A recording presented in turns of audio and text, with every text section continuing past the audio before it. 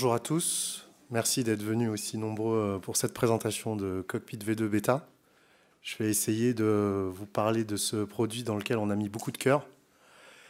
Avant de commencer la présentation, j'aimerais remercier toutes les personnes qui sont dans cette salle, parce qu'il y a beaucoup de gens qui ont travaillé sur Cockpit V2. C'est un produit qu'on attend depuis pas mal de temps. Donc je vais citer quelques noms, je vais certainement en oublier, mais un grand merci à Mickaël, un grand merci à Lucien, un grand merci à toute l'équipe documentation d'avoir contribué au résultat que je vais présenter là tout de suite, Cockpit V2 en bêta. Donc je vous demande d'être très indulgent, étant donné que c'est une version en bêta qui est cependant quand même assez aboutie. Mais le plus important, c'est qu'on est très fiers de cette présentation et de ce résultat. Le but de la présentation, c'est quand même de vous faire la démo à la fin.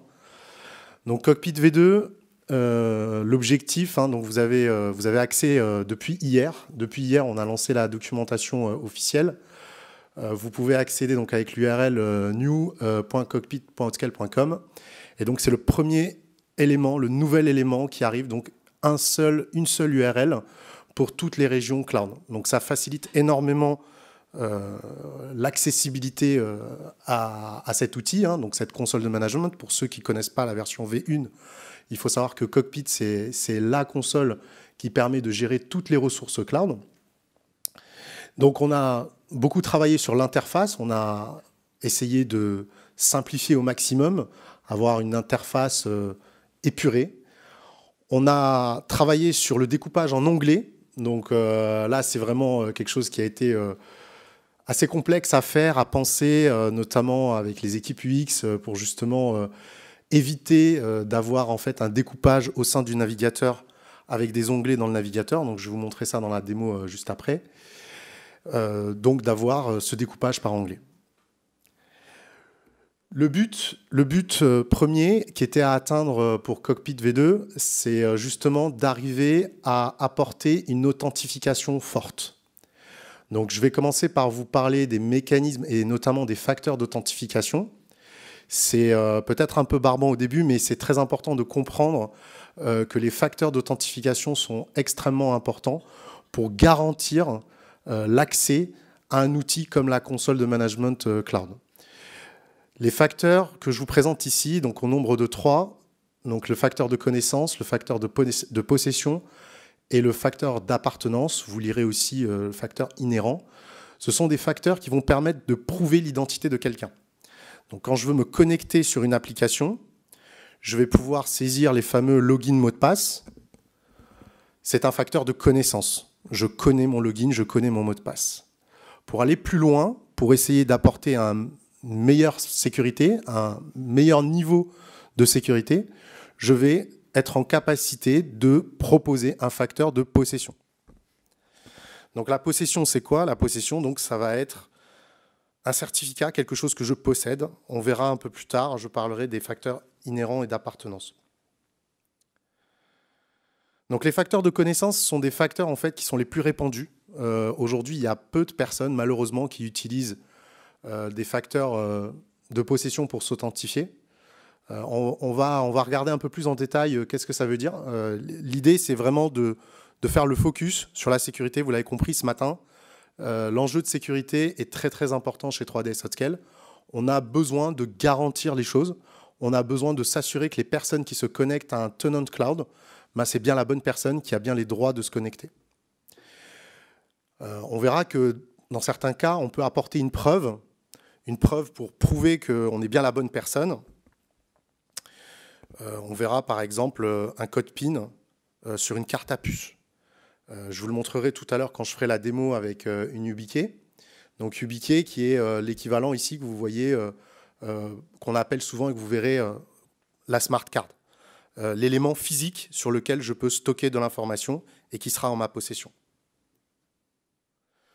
Donc je reviens toujours sur ce facteur de possession. Je vais donner des exemples pour que ça soit plus parlant.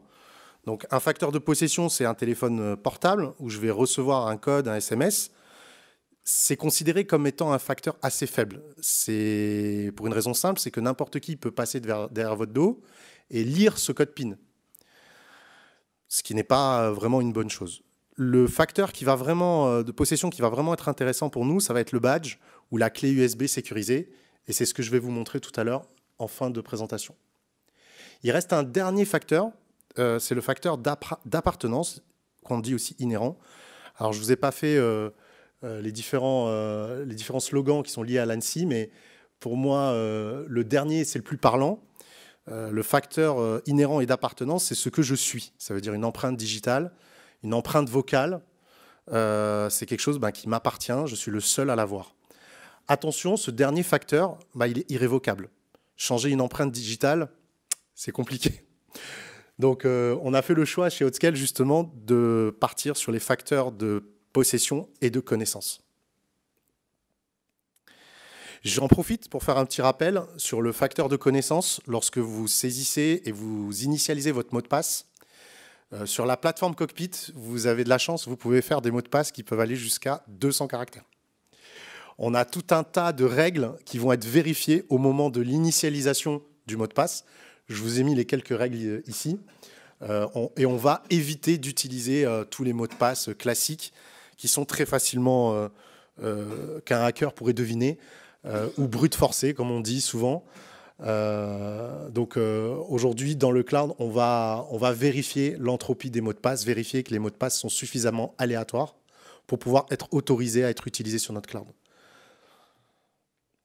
Alors, en termes de sécurité, je vais vous faire 3 recommandations. C'est des recommandations que je vous recommande fortement de suivre si vous utilisez Cockpit, surtout Cockpit V2. La première recommandation, c'est vraiment d'avoir plusieurs facteurs qui vont vous permettre de vous authentifier. On a parlé des différents facteurs sur les premières slides. L'idée, c'est de se dire, bon, si je perds un facteur, ce n'est pas très grave, on ne va pas pouvoir compromettre mon compte. Le point clé, il est là.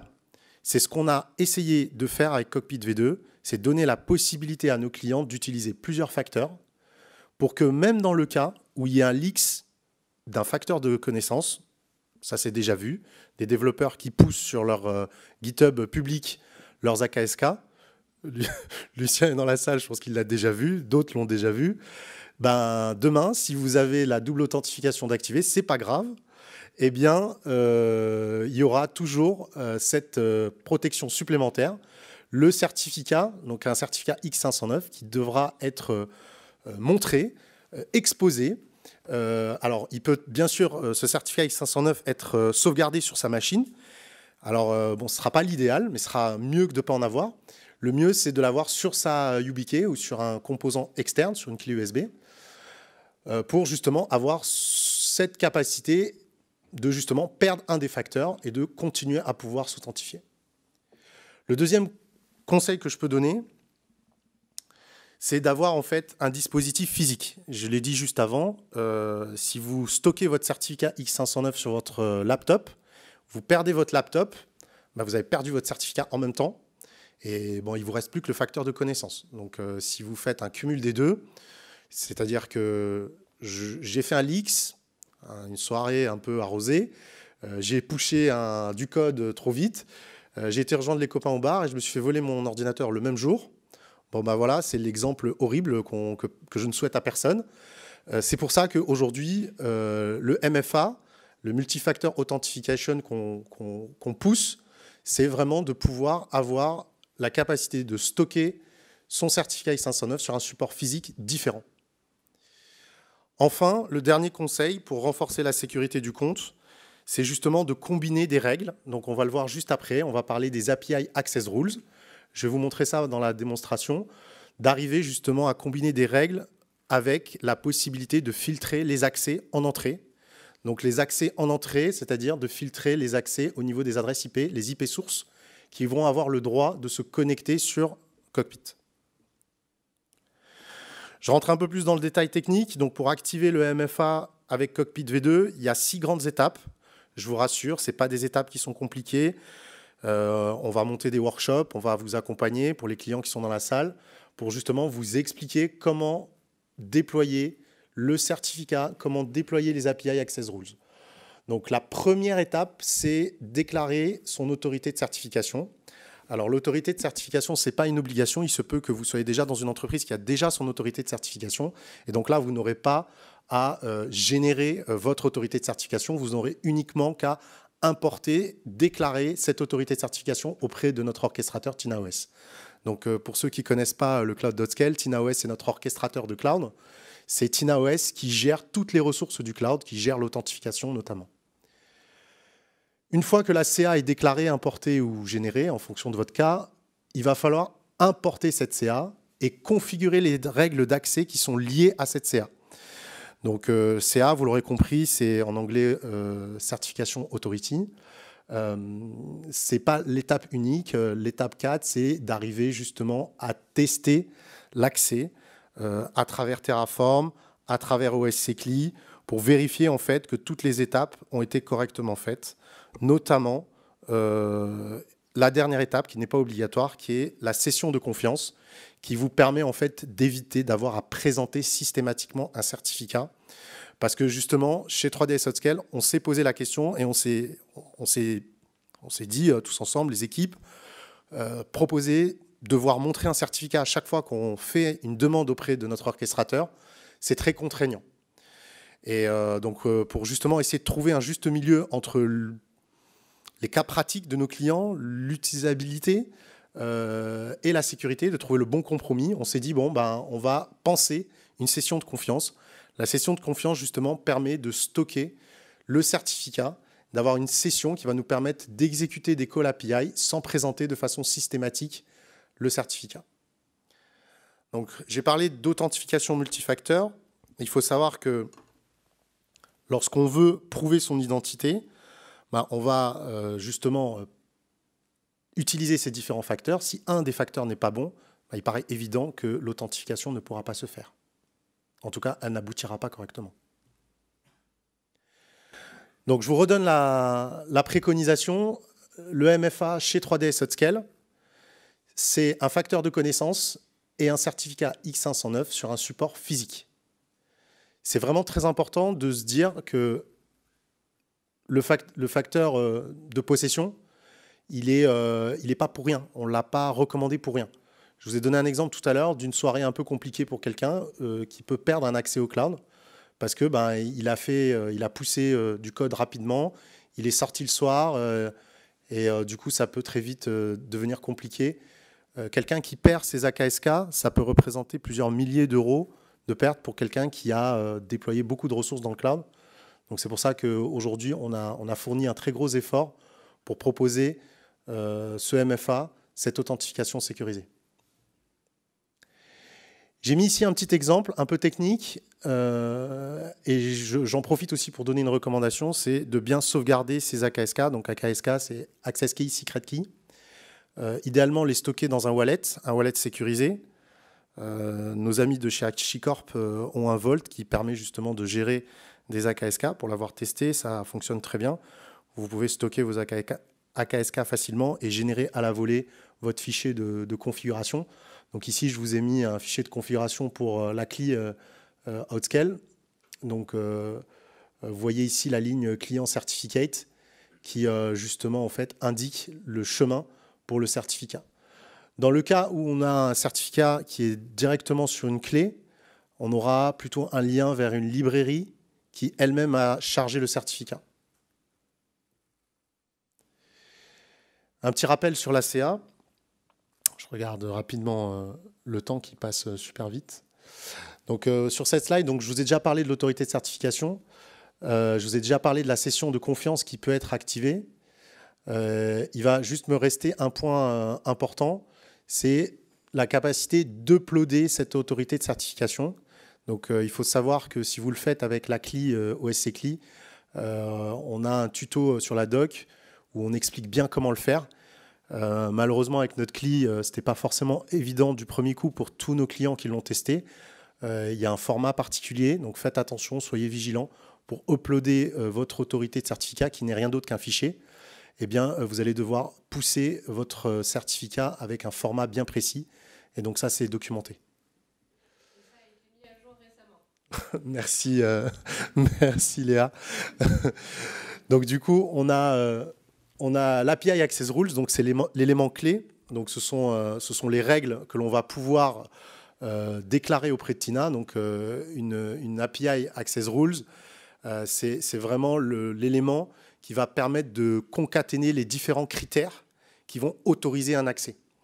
Donc, dans une API Access Rules, je vais retrouver une adresse IP source que j'autorise. Je vais retrouver potentiellement un certificat. Alors, quand je dis le certificat, ce ne sera pas le certificat en lui-même, mais ce sera plutôt la clé ou l'ID du certificat qui est rattaché, qui a été initié par Tina. Et bien sûr, on trouvera d'autres éléments qui seront rattachés à l'API Access Rules. J'en parle juste après. Mais ici, c'est important de comprendre que pour avoir une bonne API Access Rules, il va falloir en fait combiner ce que je connais, ce que je possède.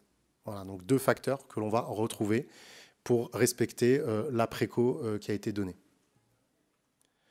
Donc le dernier que je n'ai pas cité et que je l'ai mis en particulier donc avec un point rouge, donc c'est les common names.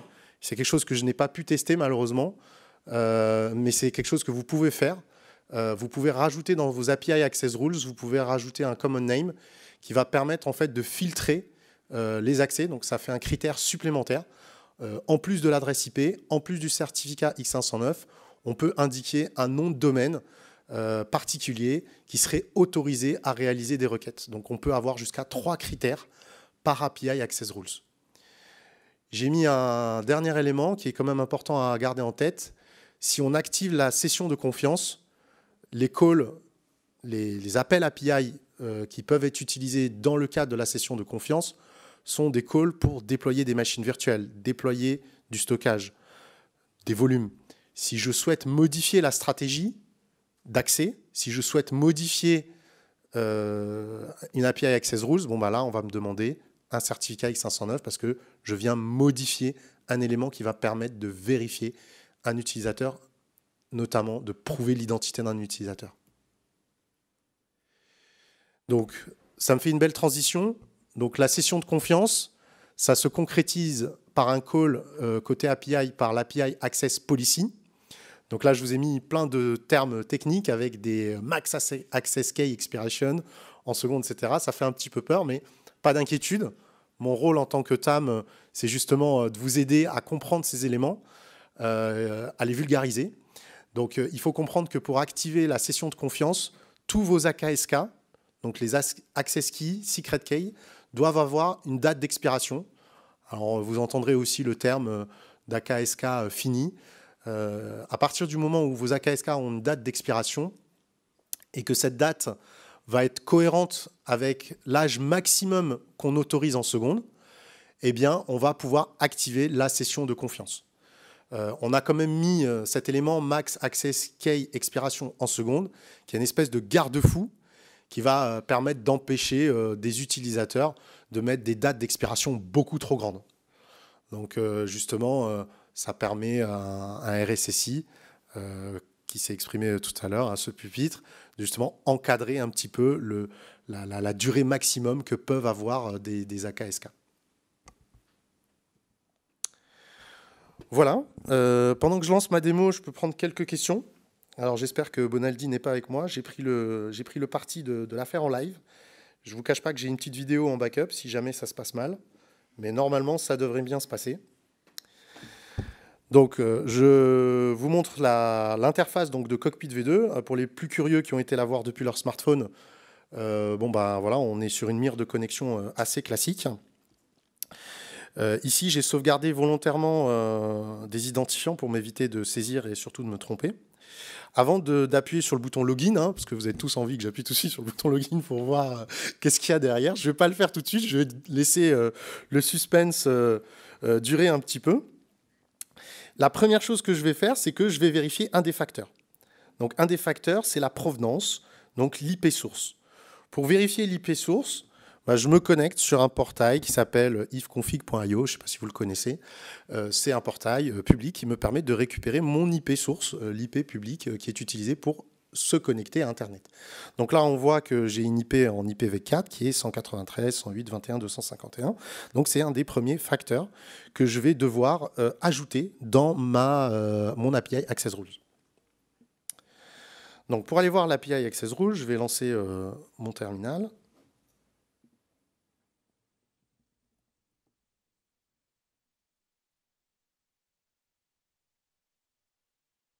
Alors, j'ai préparé un petit script maison pour vous montrer l'API Access Rules qui est attaché. Donc là, on voit que j'ai la CA, donc l'autorité de certification qui a été déclarée auprès de Tina. Donc j'ai un ID. Donc l'ID de mon autorité de certification est positionné ici. Donc c'est un ID qui est interne à Tina. Juste à ça, j'ai attaché des adresses IP. Et là, si vous êtes attentif, normalement, vous reconnaîtrez... Ah, j'ai perdu le focus, je vais mettre ça ici. Voilà. Vous reconnaîtrez l'adresse IP, ici, 193. Donc on voit bien que c'est la même adresse IP qui se finit en 251. Donc un des facteurs est bien présent, l'IP source. Le deuxième facteur, c'est le couple clé publique, clé privée, qui a été généré avec l'autorité de certification. Donc ici, je ne vous ai pas montré tout le process de génération de la clé publique, clé privée. Je vous montre uniquement l'ACA qui est rattachée et l'API Access Rules que j'ai déclaré en avance de phase pour pouvoir vous montrer la phase d'authentification et les différents contrôles qui sont faits au moment de l'authentification. Donc, pour aller récupérer ma clé publique et ma clé privée, qui est stockée sur ma YubiKey, donc je ne demande pas de me croire sur parole. Vous voyez que sur mon ordi, là, j'ai une petite clé ici USB sur laquelle j'ai déjà positionné le certificat X509. Et donc, au moment de l'authentification, je vais cliquer sur Login. Alors, je vais choisir la région déjà, c'est pas mal. Voilà, donc sur EOST 2. Et ici, j'ai une modale qui s'affiche et qui va me permettre de sélectionner le certificat, plus précisément la clé publique, la clé privée, qui sont stockées sur ma YubiKey pour pouvoir m'authentifier. Donc, c'est la deuxième. Pour vous montrer que c'est bien ce couple clé publique, clé privée qui sont utilisés, j'ai utilisé un ID. Donc ici, c'est l'ID 18214, qui est bien l'ID ici qui est déclaré sur la description de l'autorité de certification que je vous ai montré sur Tina. Donc là, j'ai le code PIN de ma carte à puce qui est demandé. Je saisis mon code PIN. Et si tout va bien, je devrais pouvoir me connecter. Voilà. Donc là, une fois connecté, effectivement, un petit coup de soulagement, parce que les étapes sont longues. C'est pas forcément évident. J'ai mis moi-même beaucoup de temps à réussir à comprendre tous ces éléments, qui sont des éléments de sécurité assez avancés, que je ne maîtrise pas dans leur globalité, hein, pour être totalement honnête. Mais en tout cas, voilà, aujourd'hui, on a réussi à respecter les demandes de l'ANSSI, hein, puisque cette double authentification, c'était une demande initiale de l'ANSSI, double authentification sur l'API, mais aussi sur notre console de management Cockpit. Donc, comme j'ai indiqué tout à l'heure, on a un découpage par onglet.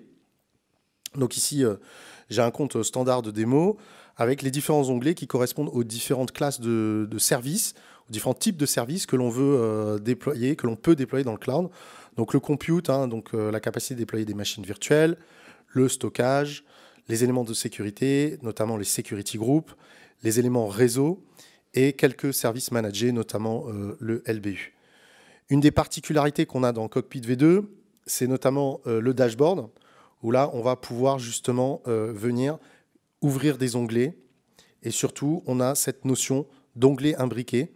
Ici, si je vais dans la rubrique Compute, je vois bien que j'ai des éléments qui sont liés au service Compute, notamment les VM, mais aussi les OMI pour Outscale Machine Image, mais aussi les GPU. Donc sachez que chez Outscale, aujourd'hui, on est encore un des seuls service cloud providers à vous proposer du GPU. Il y en a encore en stock. Donc si vous avez des projets pour faire du big data, voilà, sachez qu'on a encore du GPU chez 3DS Outscale. Voilà, j'arrive au terme de cette démonstration. Voilà.